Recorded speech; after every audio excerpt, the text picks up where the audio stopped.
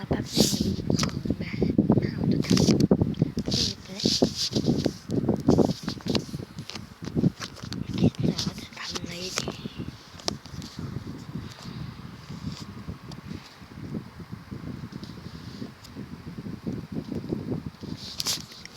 เลือกเอาแล้วแกเล่านิทานตลกให้ฟังเนาะกระครั้งนานแล้วปิดข้าวก่อนกระครั้งนานมาแล้วมีเด็กหญิงผู้หนึ่งเขาเป็นเด็กหญิงที่ไม่สวยเลยจนกระทั่งวันหนึ่งเด็กหญิงผู้นี้เขาไปแห่งบ้านแห่งนี้เขามีแฟนมากเด็กหญิงผู้นี้ก็เจอผี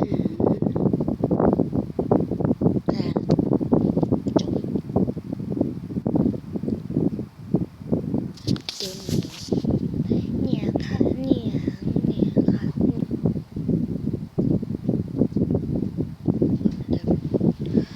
เดี๋ยวให้ดูเลยไม่เรียนภาษาอังกฤษมาด้วยอ่านนี่ฟัง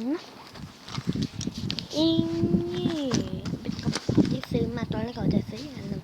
แบบนี้ใครเห็นปะ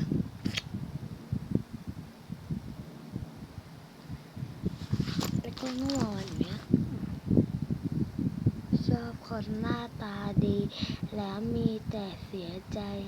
ลองมาคบกับเราไหมหน้าตาไม่เท่าไหร่แต่ใจโคตรดีเผื่อว่าจะฟังไม่ชัดเนาะนี่เอาไปเอากระสอบอีกด้าน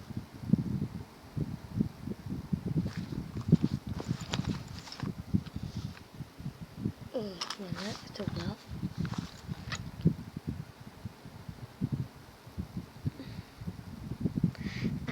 แล้วนะชอบคนหน้าตาดีแล้วมีแต่เสียใจลองมาคบกับเราไหมหน้าตาไม่เท่าไหร่แต่ใจโคตรดีวันนี้ไม่ได้มากค่ะใครก็ขอจบคลิปแค่นี้นะคะ วันนี้แล้วก็บ๊ายบายลืมเลย อย่าลืมกดไลค์ กดแชร์ กดซับสไครต์ให้เราด้วยนะ บ๊ายบาย